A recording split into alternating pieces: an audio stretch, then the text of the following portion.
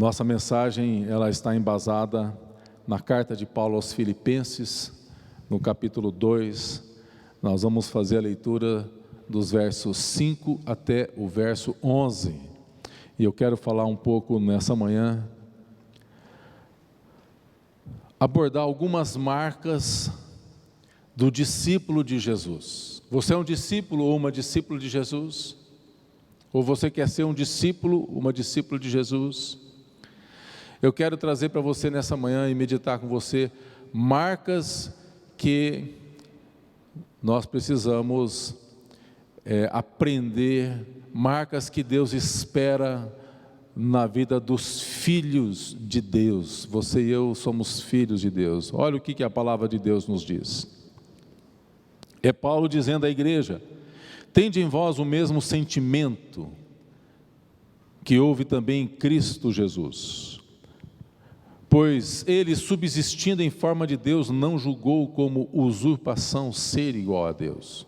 Antes, a si mesmo se esvaziou, assumindo a forma de servo, tornando-se em semelhança de homens, e reconhecimento de Cristo, figura humana, a si mesmo se humilhou, tornando-se obediente até a morte de cruz, pelo que também Deus o exaltou sobremaneira, e lhe deu o nome que está acima de todo nome, para que ao nome de Jesus se dobre todo o joelho nos céus, na terra e debaixo da terra, e toda língua confesse que Jesus Cristo é Senhor, para a glória de Deus Pai.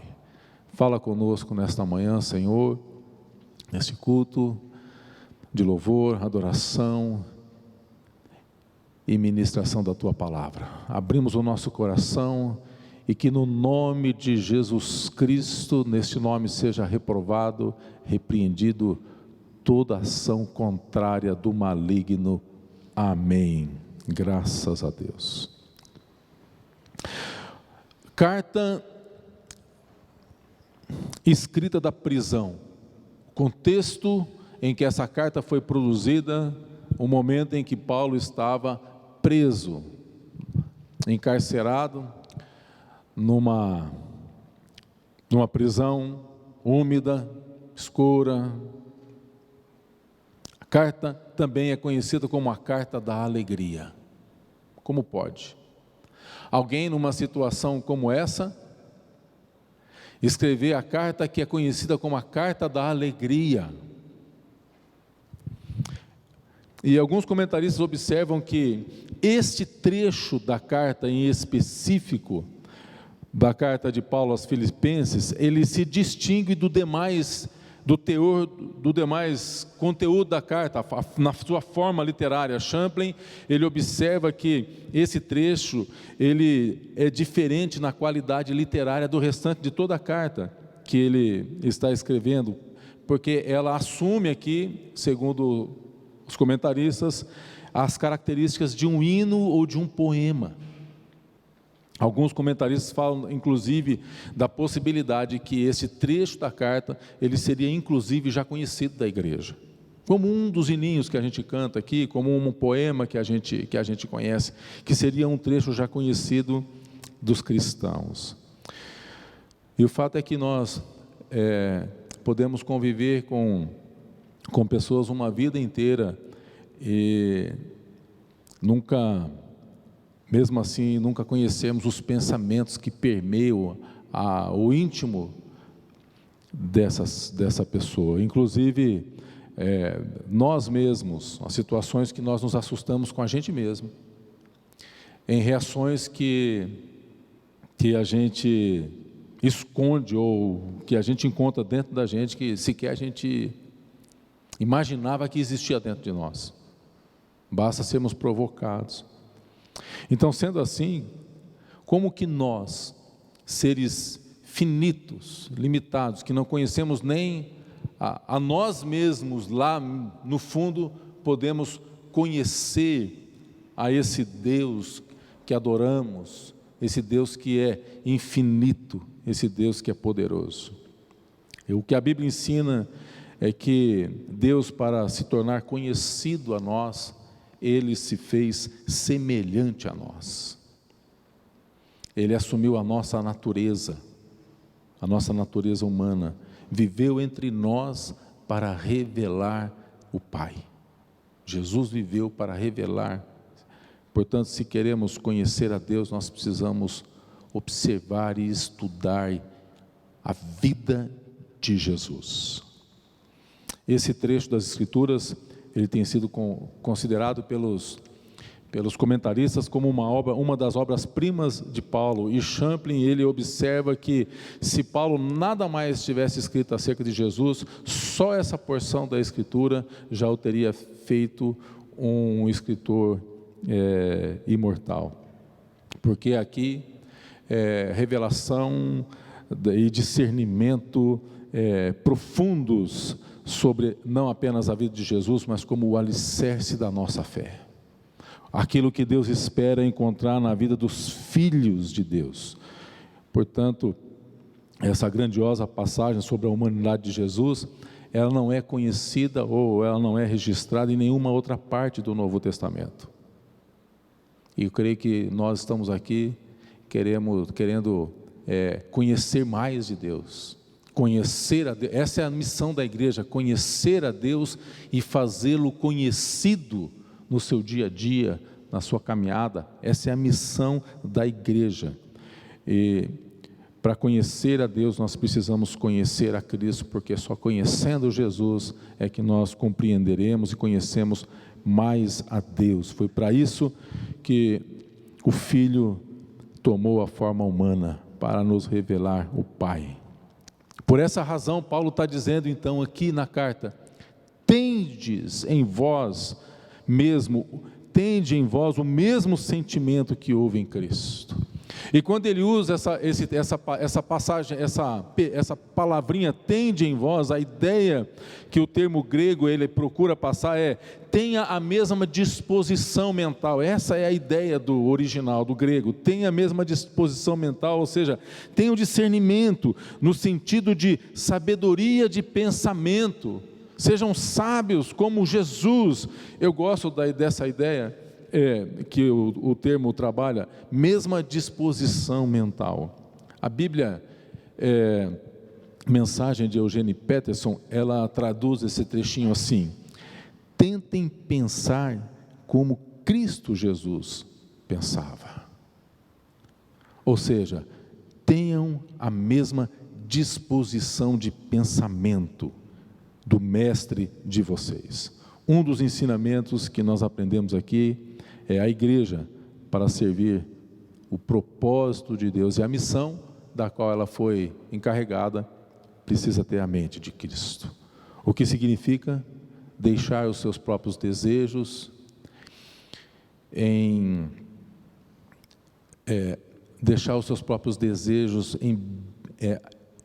benfeitoria do coletivo maior, dos santos, no bem comum de todos os santos da igreja. Aprender a ter uma vida desprendida. E é na mesma carta que Paulo vai dizer, lá em Filipenses capítulo 4, versos 10 a 13, no contexto dessa mesma carta, ele vai dizer assim: olha, eu me alegrei-me sobremaneira no Senhor, porque agora, uma vez mais, vocês estão renovando, né, o vosso favor, o favor ao meu cuidado, como está escrito ali. Uma vez alegrei, uma vez, mas renovasse ao meu favor o vosso cuidado, o qual também já tinha feito antes. Ou seja, Paulo está preso e eles estão levando ali, cuidando do apóstolo Paulo, levando algumas coisas que é necessário. Olha o que continua a palavra: digo não por causa da pobreza, porque aprendi a viver contente em toda e qualquer situação. E ele vai dizer no verso 12: tanto sei estar humilhado como honrado, de tudo e em todas as circunstâncias já tenho experiência, tanto de fartura como de fome, de abundância como escassez. E aí vem o grande texto: tudo posso naquele que me fortalece. Esse tudo posso é na fome ou na abundância. Esse tudo fome é humilhado ou honrado. É esse o contexto dessa passagem. Então, queridos, eu queria falar um pouquinho essa manhã sobre a disposição que Deus espera encontrar em cada um dos seus filhos e filhas. É o Espírito Santo que trabalha para gerar isso nos seus filhos, essa mesma disposição mental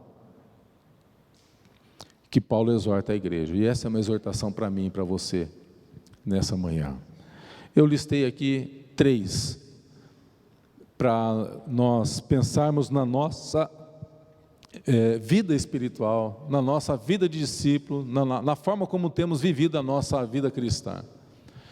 Em primeiro lugar, como filhos de Deus, precisamos ter a mesma disposição do sentimento de renúncia. Do sentimento de renúncia. Verso 7 diz: a si mesmo se esvaziou. Jesus se esvaziou, tomando a forma de servos. Jesus renunciou sua glória para vir morar e habitar entre pecadores. Sentimento de renúncia. Na segunda carta de Paulo aos Coríntios, capítulo 8, verso 8 a 9, nós lemos: não vos falo na forma de mandamento, mas para provar pela diligência de outros a sinceridade do vosso amor, pois conheceis a graça de nosso Senhor Jesus Cristo, que sendo rico, se fez pobre, por amor de vós, para que pela sua pobreza vos tornasse ricos. Numa cultura ocidental e capitalista a que vivemos, essa palavra parece destoar daquilo que estamos acostumados a viver no dia a dia, porque ninguém quer renunciar nada, ninguém renuncia o direito de entrar na justiça para ir atrás dos seus direitos. Jesus renunciou à sua posição de Senhor do universo para sujeitar-se ele era o Senhor e ele se sujeita a autoridades, era sujeito aos pais.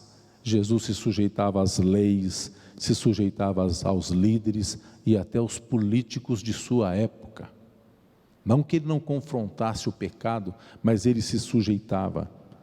Ele se esvaziou a si mesmo. Jesus renunciou seus direitos como Deus, que poderia exigir servidão, podia exigir adoração, para tornar-se servo da humanidade.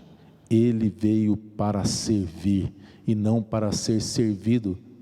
Marcas que nós precisamos entender que são essas que um discípulo de Jesus precisa carregar.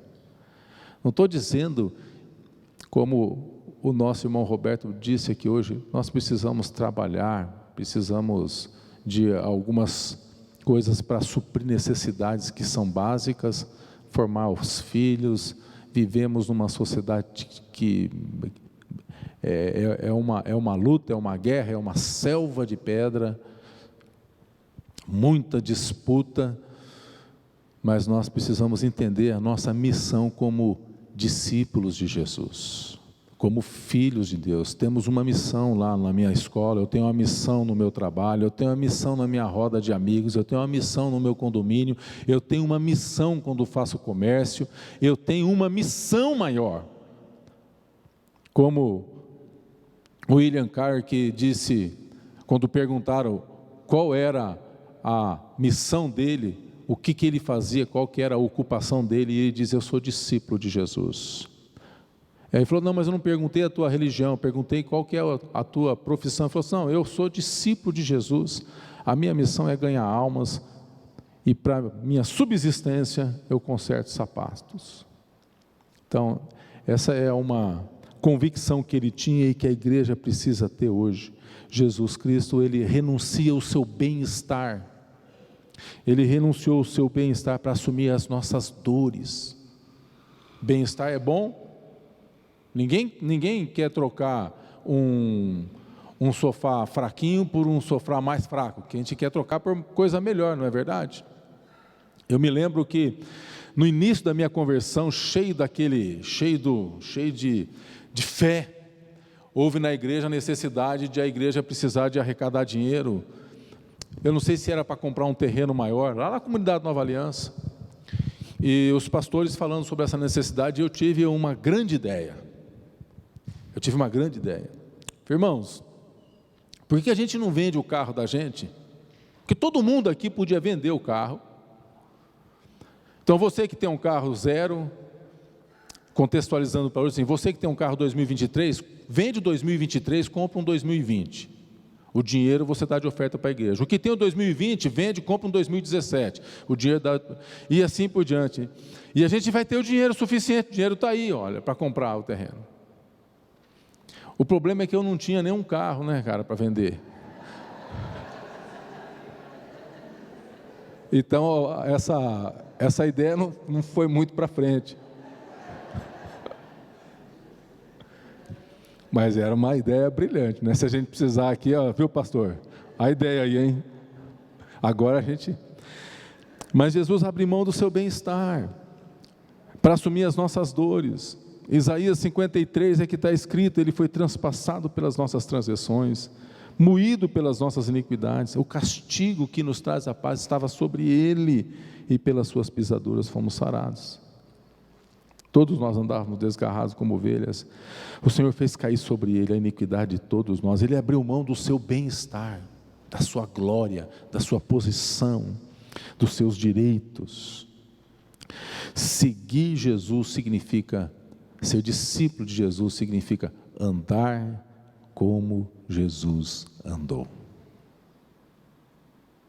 Andar como Jesus andou. Tem. E ao chegar...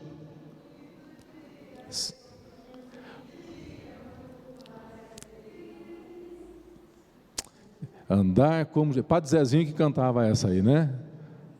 Andar, amar, viver. Esse é o Evangelho, minha gente, que Jesus espera em nós.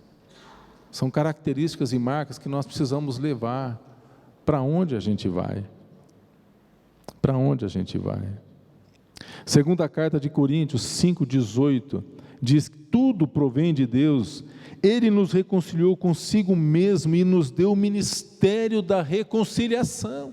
Se Deus estava em Cristo reconciliando consigo o mundo, e Deus nos deu o ministério da reconciliação, nós precisamos ter as mesmas marcas de Jesus. Verso 19 diz que Deus estava em Cristo reconciliando, não imputando aos homens as transgressões, e nos confiou. Ele nos confiou a palavra da reconciliação. E a palavra, você sabe que às vezes nós temos a palavra certa, nós temos o jeito certo, e muitas vezes a nossa palavra não penetra no coração do meu filho, ou do meu sobrinho, ou do meu amigo, ou do meu patrão, porque a palavra ela não penetra porque nos falta algumas marcas que nos credenciam para que essas palavras penetrem no coração. O Senhor nos confiou esse ministério da reconciliação. Seguir a Jesus implica também levar a cruz, a nossa cruz. Foi Jesus quem diz em Marcos 8:34, convocando a multidão e os seus discípulos, ele diz: olha, se alguém quer vir após mim, negue-se. Tome a sua cruz. Isso é evangelho, Cristo. Isso é evangelho, queridos. São marcas que só o Espírito Santo pode fazer, e nós precisamos estar abertos à obra do Espírito nas nossas vidas. É óbvio que seguir a Jesus tem as suas recompensas. No mesmo texto, em Filipenses 2:9, Paulo diz aqui, pelo que Deus também o exaltou. sobremaneira, para que, e deu o nome que está acima de todo o nome, toda língua confesse, todo joelho se dobre. Em Marcos capítulo 10, verso 29, Jesus então ele diz: em verdade vos digo que ninguém que tenha deixado casa, irmãos, irmãs, pai, mães, filhos, campos, por amor de mim, do Evangelho, não receba já no presente século 100 de tudo isso, 100% de tudo isso, e por fim, a vida eterna. Mas nós precisamos entender que nesse tempo já temos recompensa já, hoje, mas a nossa recompensa maior está garantida na volta de Jesus Cristo. Disposição de sentimento de renúncia. Esse é o Evangelho de Jesus. Segundo, como filhos, precisamos ter a mesma disposição do sentimento de humildade. Verso 8 diz: e a si mesmo se humilhou. E humilhar significa assumir uma posição inferior. Aqui não diz que Jesus foi humilhado, mas foi uma decisão que ele mesmo fez, iniciativa própria. Ele se humilhou. Jesus humilhou-se assumindo uma posição social humilde, para viver com os humildes, para viver com os pequenos. Veja, ele podia escolher a família que ele quisesse nascer, e dentre a família de judeus ali, tinha famílias que eram talvez mais abastadas, mas ele nasce numa família pobre. Jesus nasce numa manjedoura, numa estrebaria. Ele veio ao mundo de forma humilde. Então, quando o Evangelho pede que os filhos sejam algo, vai pedir que você e eu sejamos aquilo que ele já foi, por exemplo, para as nossas vidas, como exemplo para as nossas vidas. Jesus se mostrou humilde pela forma como ele ensinava. Ele ensinava diferente dos fariseus. Ele usava uma linguagem simples, qualquer um podia entender aquilo que ele falava.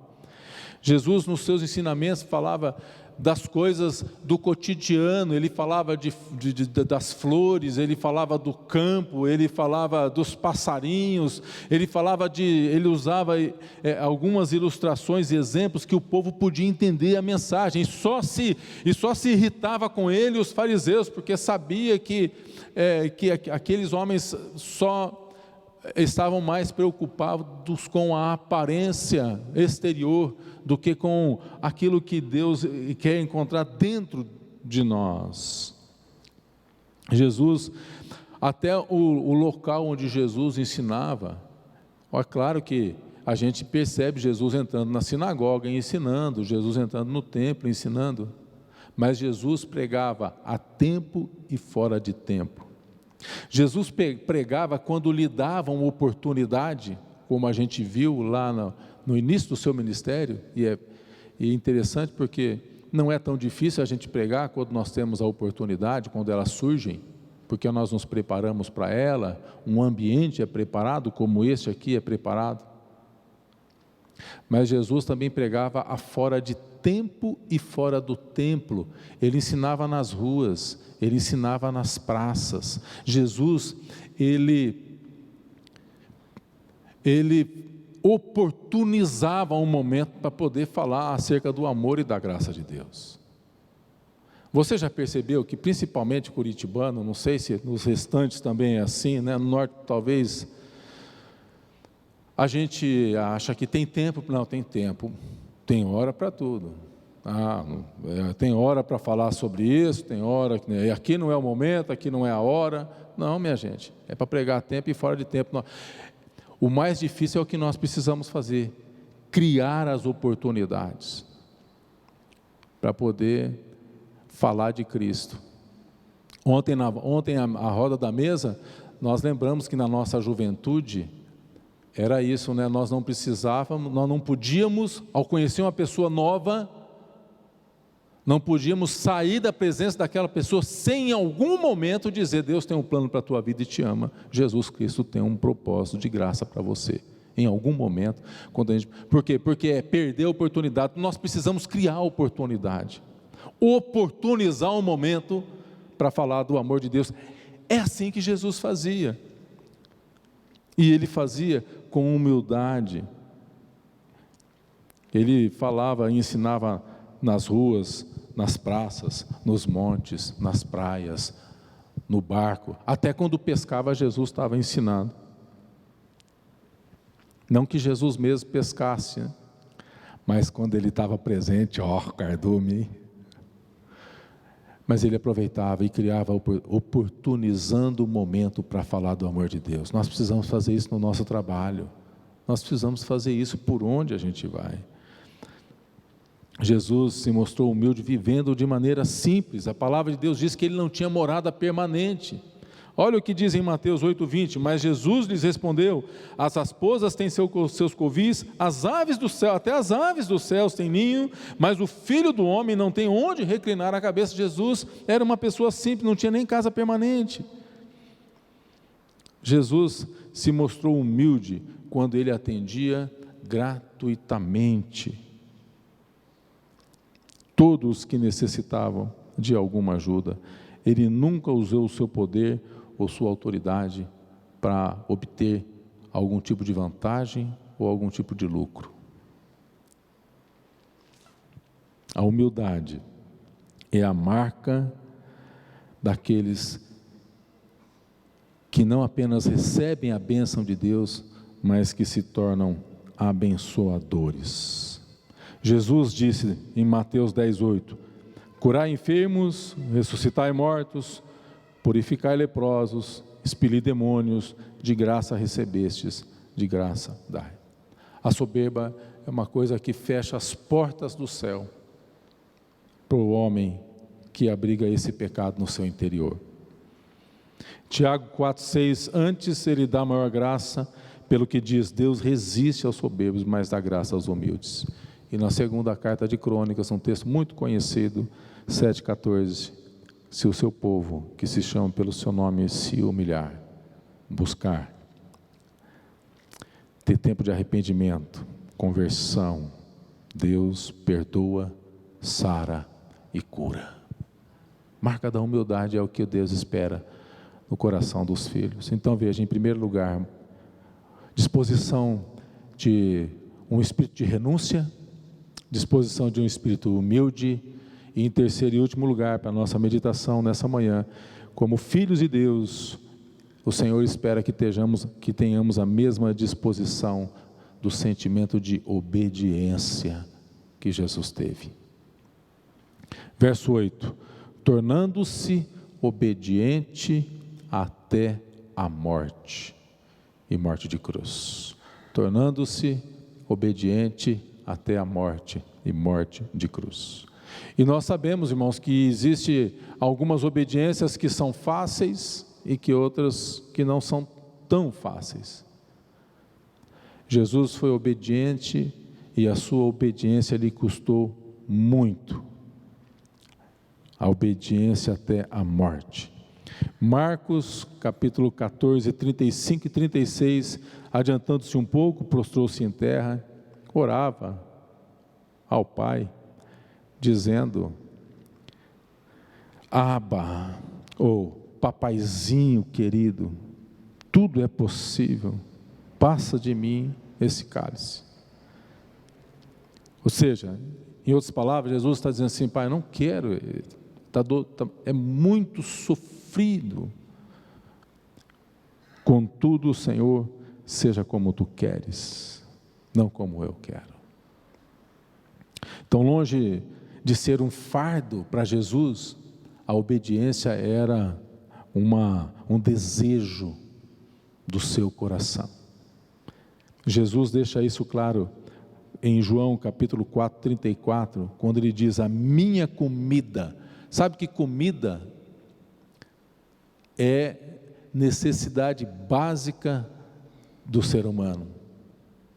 Tem um momento que a gente tem que comer alguma coisa, senão a gente desmaia, passa fome. Tem até aquela propaganda lá, esqueci o nome do chocolate, viu? Que o sujeito, né, aí joga como que? Não é suflé não, é um outro. Joga lá, como que é o nome? O quê?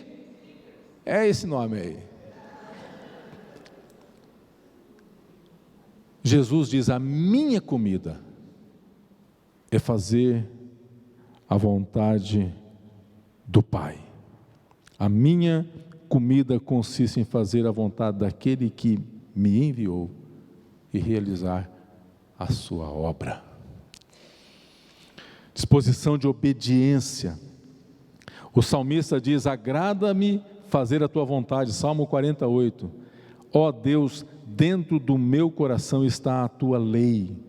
Jesus aprendeu a obediência no sentido em que ele colocou em prática em situações muito difíceis. Olha o que a carta aos Hebreus, no capítulo 5, verso 8 e 9 diz: embora sendo filho, aprendeu a obediência pelas coisas que sofreu. Está sofrendo? A vida está difícil para você? Jesus aprendeu. A escola do Espírito é o deserto, onde o Espírito Santo conduz Jesus ao deserto. É uma escola onde o Senhor nos leva para aprendermos.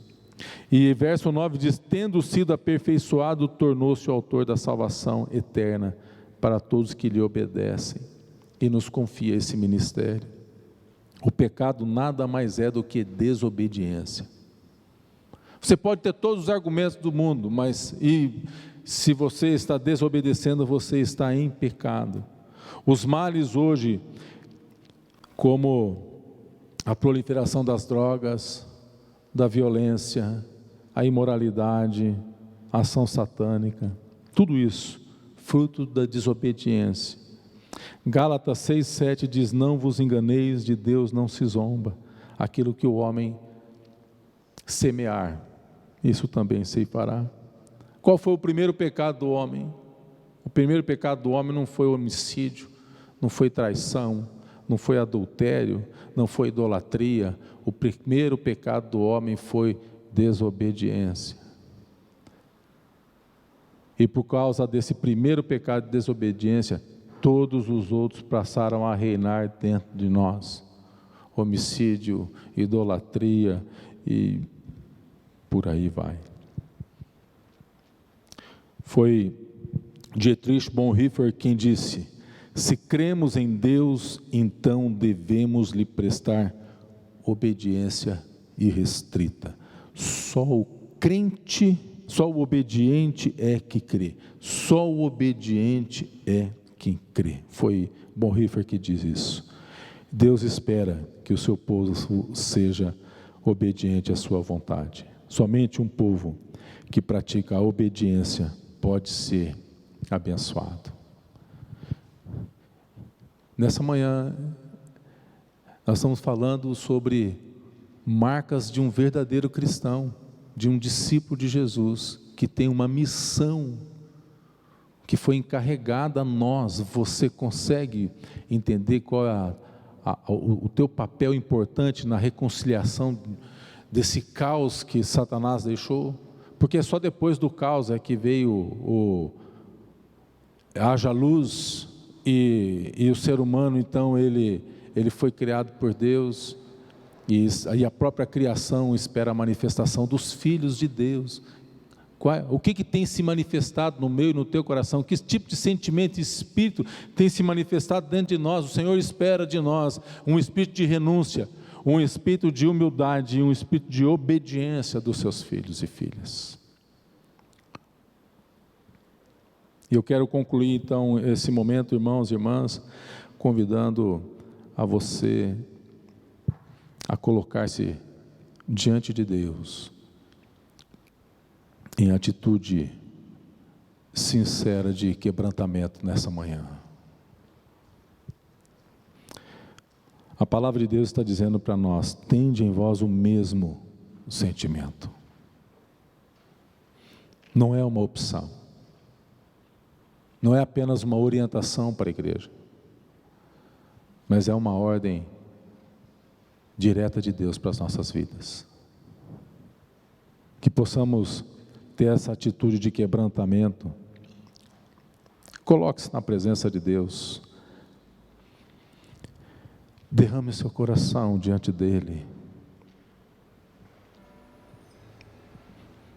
Reconheça sua necessidade de ter um coração com o mesmo sentimento que Jesus teve,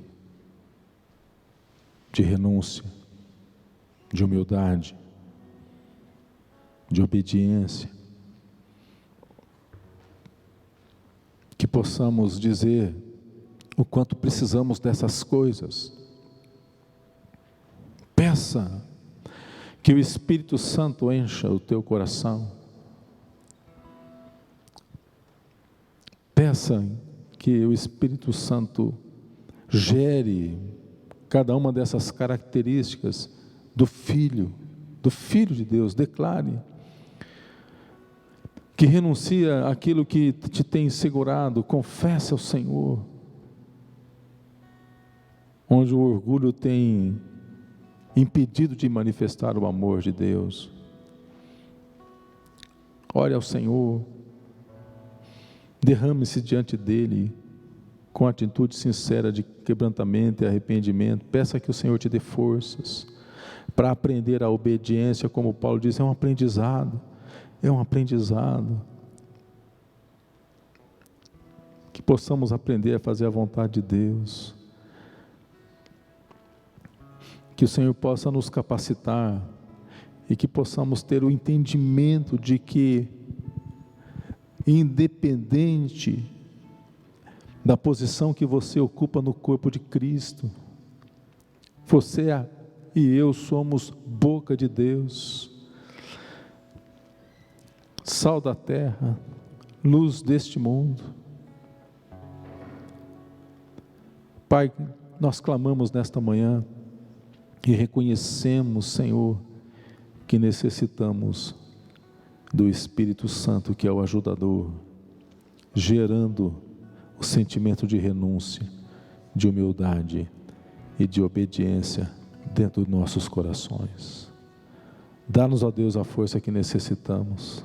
Enche o nosso coração com o Teu Santo Espírito, ó Pai.